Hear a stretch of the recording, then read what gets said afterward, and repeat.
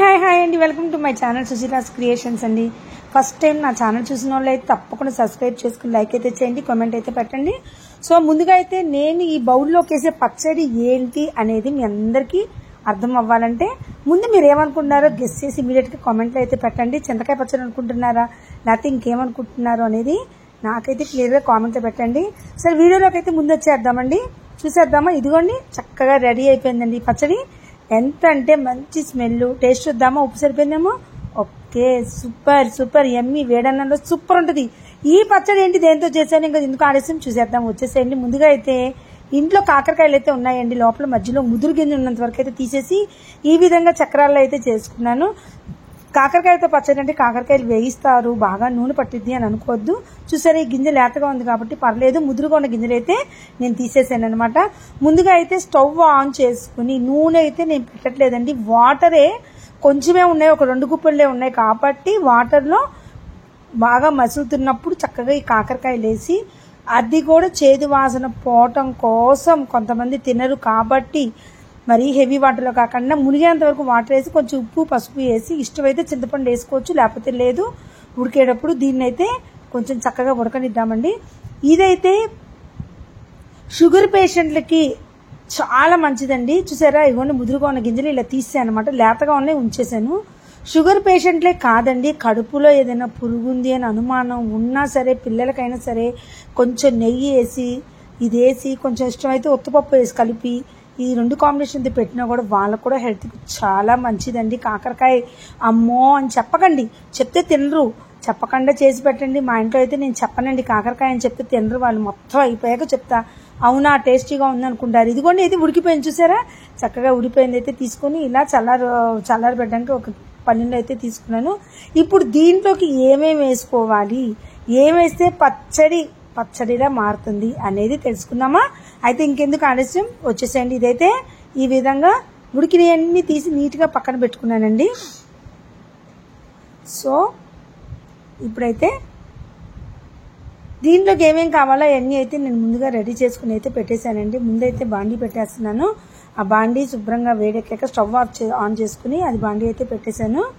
So ఇందులో అయితే ఇప్పుడు నేను ఏం వేస్తున్నానంటే కొంచెం వేడెక్కగానే ముందు ఇది వేడెక్కే లోపు కొంచెం దాంట్లోకి సరిపడ చింతపండు అండి, చూసారా గోలీకాయ మీద కొంచెం తీసుకున్నా అంతే. నేను 2 గుప్పులే కాకరకాయ కాబట్టి అది కూడా ఓకేనండి. సో స్టవ్ ఆన్ చేసుకున్నాను. ఇదిగోండి పచ్చెనపప్పు, కొంచెం చాయ్ మినపప్పు, అలానే ఒక 4 ఎండుమిరపకాయలు. నేనైతే దేంట్లో అయినా కరివేపాకు అయితే వేస్తాను, తెలుసు కదా మీకు, కంటికి మంచిది.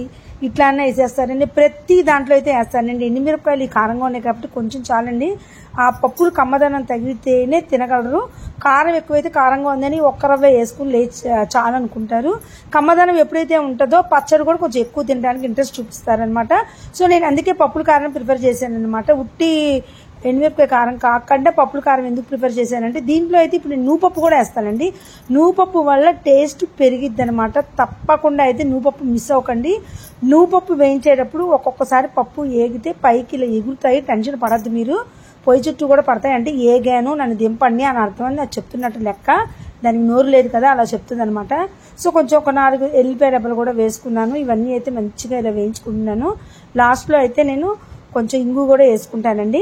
ఇంగువ అయితే అసలు మిస్ అవ్వను, జస్ట్ మరీ మాడిపోక ముందే తీసేయండి ఇంగువని. కరివేపాకు వేస్తా అన్నా కదా ఇందాక, ఇదిగోండి కరివేపాకు కూడా వేసాను. జస్ట్ ఒక రవ్వ వేడెక్కితే చాలా, కరివేపాకు కూడా పౌడర్ ఊరికే అయిపోద్ది ఆ వేడికి ఇదైపోయి. సో ఇప్పుడైతే నేను కొంచెం ఇంగు వేసుకుని దీన్ని కూడా చల్లారి పెట్టుకుంటానండి. చాలా టేస్టీగా ఉంటుంది, కమ్మటి రుచి, అందులో అయితే ఎటువంటి డౌటు లేదు. మీరైతే ఒకసారి ట్రై చేయండి ఇంట్లో. మొత్తం భోజనం అయ్యాకే చెప్పండి వాళ్ళకి కాకరకాయని, అప్పటిదాకా చెప్పకండి. లొట్టలు వేసుకుంటూ తినకపోతే అడగండి మళ్ళీ నన్ను. మీరైతే కంపల్సరీ చేయండి ఇంట్లో అయితే. ఇది చూసారా 2 గుప్పులకి నేను ఎంత ఇస్తున్నాను. ఇష్టమైన వాళ్ళు ఎండు కొబ్బరి పొడి తీసుకోవచ్చు, లేకపోతే లేదు. నేనైతే తురిమేసి అదైతే వేసుకున్నాను, అది ఆప్షనల్ అండి, ఇష్టం లేని వాళ్ళు వదిలేయచ్చు. ఎందుకంటే పెద్ద అంటే ఎండు కొబ్బరి కొంచెం నేను మిక్స్ చేస్తున్నాను అంటే థైరాయిడ్ ఉన్న వాళ్ళకి, థైరాయిడ్కి ఈ ఎండు కొబ్బరి అనేది తింటే మంచిదంట. ఉన్నా లేకపోయినా వేస్తే కమ్మదనం కూడా ఉంటుంది, కాకరకాయ చేదనే తెలియకుండా ఉండటం కోసం నేను ఈ విధంగా వేసి స్టవ్ అయితే ఆఫ్ చేసుకున్నాను. అవి అయితే చల్లారిపోయినాయి. ఇప్పుడైతే చక్కగా మిక్సీలో పౌడర్ పెట్టేసుకుంటాను అనమాట. ఈలోపు కాకరకాయలు కూడా చల్లారిపోయే ఉంటాయి కదా. ముందైతే ఈ పౌడర్ వేసేసుకుని చిన్న పళ్ళెంలోకి అయితే తీసేసుకుంటాను నేను. సో అందరూ అడుగుతున్నారు వీడియో వణుకుతుంది నీట్గా చేయండి అని. అందుకేనండి ఈ మధ్య నేను స్టాండ్కి పెట్టుకుని చేస్తున్నాను అనమాట. ఫస్ట్లో తెలియక నేను అలా చేశాను. అంటే అందరూ అలా చెప్తున్నారు అంటే అందరికీ నా వీడియోస్ చూస్తున్నారు ఇంట్రెస్ట్గా అని అనిపించి నేను మళ్ళీ మీకోసం నేనైతే స్టాండ్ పెట్టుకుని స్టాండ్తో జాగ్రత్తగా చేస్తున్నాను.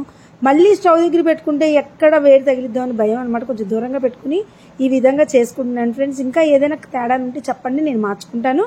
సో పౌడర్ అయితే చేసుకుని పక్కన పెట్టుకున్నాను. ఇప్పుడైతే కాకరకాయలను అయితే మిక్సీ చేసుకున్నాను. దీంట్లో కొంచెం చింతపండు అయితే నానేసుకున్నా కదా, ఆ చింతపండు నీళ్ళు కూడా పోసేసుకుని కొంచెం ఉప్పు, అందులో కొంచెం ఉప్పు వేసాం కదా, దీంట్లో కొంచెం వేయండి చాలు. సో ఇది కూడా నేను మిక్సీలో అయితే వేసుకున్నాను. కొంచెం బెల్లం ముక్క ఎందుకంటే చేదు కనబడకుండా ఉండటం కోసం మంచిది. బెల్లం అనేది ఒక ఐరన్ కూడా అండి. అదే నల్ల బెల్లం తాటి బెల్లం అయితే ఇంకా మంచిది. అందరూ అది ఇష్టపడరు, మనమైతే ఇదే వాడతాం అనమాట. సో ఇప్పుడైతే అదైతే మంచి మిక్సీలో పెట్టుకుని పేస్ట్ చేసాను అనమాట. ఇప్పుడైతే మళ్ళీ తాలింపులోకి కొంచెం పచ్చెనపప్పు, కొంచెం చాయ్ మినపప్పు, అలానే ఎండుమిరపకాయలు, కరివేపాకు, దంచి పెట్టుకున్న వెల్లుల్లిపాయి అవన్నీ అయితే నేను చక్కగా వేసుకుంటున్నాను తాలింపులోకి అయితే ముందుగా పొడి వేయొద్దండి. ఎందుకంటే పొడి ఆల్రెడీ వేగినాయి కదా. సో వేగినాయి కాబట్టి ఆ పొడి ముందే వేయకూడదు. ఆల్రెడీ వేగినాయి కదా, టేస్ట్ మారిపోద్ది. ఇది మాత్రం నోట్ చేసుకోండి ఈ పాయింట్. తెలియక చాలా మంది వేసేసుకుంటారేమో, ముందుగా అసలు అయితే వేయొద్దండి. సో ఈ విధంగా అయితే తాలింపు వేగంగానే నేనైతే ఏదైతే పేస్ట్ చేసుకున్నానో అదైతే ఆ కాకరకాయ పేస్ట్ అనమాట, అదైతే వేసేస్తున్నాను. కొంచెం పచ్చివాసన పోయి ఆ చేదు వాసన పోయేంత వరకు, లైట్గా పసరు వాసన పోయేంత వరకు అయితే నేను ఈ కాకరకాయని అయితే ఇలా వేయించుకుంటాను అనమాట. ఈ పేస్ట్ని చూసారా చక్కగా వేగాలండి. ఎప్పుడైనా తాలింపు వజ్రంలా ఉండాలి. వజ్రంలా అంటే ఏంటంటే అర్థం మంచి గోల్డెన్ బ్రౌన్లో వేగితేనే తాలింపు అది టేస్టీగా ఉంటుందని నాకైతే మాకు ఒకసారి మా ఏడో ఆడబడి చెప్పింది అనమాట. అది నేను తూచా తప్పకుండా అప్పటి నుంచి ఫాలో అవుతున్నా. ఎందుకంటే నాకు పెళ్ళైన కొత్తలో వంట అంత బాగా రాదనమాట. ఒకసారి నేను చేసినప్పుడు తను మా ఇంట్లో ఉండదనమాట. ఇద్దరం ఒకసారి డెలివరీ అయ్యాము. ఆ టైంలో చెప్పింది, వదిన ఇలా చేస్తే బాగుంటుందని. సరే నాకు రాదు కదా, నేర్చుకోవడంలో తప్పు లేదు కదా అని చెప్పి అప్పటి నుంచి నేను తాలింపు అయితే గోల్డెన్ బ్రౌన్ కలర్లోనే వచ్చేంత వరకు వేస్తున్నాను. థ్యాంక్స్ సచ్చా వదిన, ఏడో వదిన అనమాట. నాకు 7 ఆడపడుచులు. సో మేము అందరితో చాలా సఖ్యతగా ఉంటామండి. చాలా హ్యాపీ ఫ్యామిలీ మాది. సో ఎక్కడ ఎటువంటి ఉండదండి. ఏదైనా మనలోనే ఉంటుందండి. మనం మంచిగా ఉంటే అంత మంచిగా ఉంటుంది అనమాట. అలానే తోడుకోవడం కూడా అందరం బాగుంటాం మేము.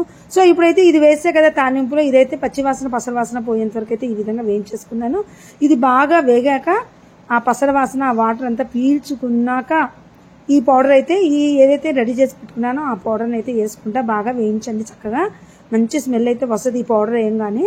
ఎందుకంటే ఆల్రెడీ దీంట్లో బెల్లం కూడా వేసా కాబట్టి కొంచెం బెల్లం స్మెల్ కూడా వస్తుంది అనమాట నాకు. సో ఇప్పుడైతే ఈ పౌడర్ని ఈ విధంగా పైన ఇలా జల్లేసుకుంటాను. ఎక్కువసేపు అయితే నేను పొయ్యి మీద కలబెట్టనండి. జస్ట్ 2 మినిట్స్ ఇలా కలబెట్టేసి స్టవ్ అయితే ఆఫ్ చేసేసుకుంటాను అండి. ఎందుకంటే ఆల్రెడీ వేగిన పౌడర్ కదా, మళ్ళీ వేగితే టేస్టే మారిపోయి అసలుకే ఎసరు వస్తుంది అనమాట. మనం ఏం చేయాలనుకున్నాం అది కొంచెం మనం జాగ్రత్తగా ఆలోచించుకుని కారం సరిపోయిందా లేదా అని టెస్ట్ చేసుకుంటూ అన్నీ చేసుకుంటే ఏదైనా టేస్ట్ అదిరిపోద్ది అనమాట. మనం ఎంత బాగా చేసినా ఒకసారి ఉప్పు తక్కువ అవుతూ ఉంటుంది అనమాట. అందుకని ఒక్కసారి నేనైతే మళ్ళీ ఉప్పు చూసుకుని మళ్ళీ కారం తక్కువైందని చెప్పి మళ్ళీ వేసుకున్నాను. అసలుకే ఎండుమిరపకాయలు తక్కువ వేసా కదా, ఎందుకంటే కమ్మటి వాసన రావడం, కమ్మటి టేస్ట్ రావడం కోసం. చూసారా స్టవ్ ఆఫ్ చేసేసుకోవాలి. ఆఫ్ చేసుకుని ఇప్పుడైతే నేను ఆ పౌడర్ ఇంకొంచెం తగ్గిందని చెప్పి మళ్ళీ వేసాను. కమ్మగా ఉండాలండి. ఎప్పుడైనా కారం ఉంటే మాత్రం పచ్చడి ఎక్కువ తినరు. ఈ పచ్చడి కాదండి, ఏ ఆకుకూర పచ్చడి చేసినా సరే ఎక్కువ కారం చేస్తే ఆకుకూర తిని నోట్లోకి వెళ్ళదనమాట. కొంచెమే వేసుకుని వెళ్ళిపోతారనమాట. సో మొత్తం మీద పచ్చడి అయితే అయిపోయింది. చూసారా వాటర్ అంతా పీల్చేసుకుని చక్కగా డ్రై అయిపోయినట్టు అయిపోయింది. ఆ బాధ అయితే ఏం లేదండి, చాలా టేస్టీగా ఉంటుంది. ఇప్పుడైతే నేను చక్కగా ఒక గాజు బౌల్లో అయితే తీసేసుకున్నాను అండి. ఇది కావాలంటే 1 రోజులు నిల్వ ఉంటుంది. అట్లలోకి, ఇడ్లీలోకి, అన్నిట్లోకి అయితే బాగుంటుంది. షుగర్ పేషెంట్లకి ఇంకా మంచిదండి. పెద్దవాళ్ళు ఉంటే మాత్రం ఇలాంటివి చేసి పెట్టండి. చింతకాయ పచ్చళ్ళని పులపులగా ఉంటుంది. ఎందుకంటే నేను చింతపండు వేసాను, అలానే బెల్లం వేసాను.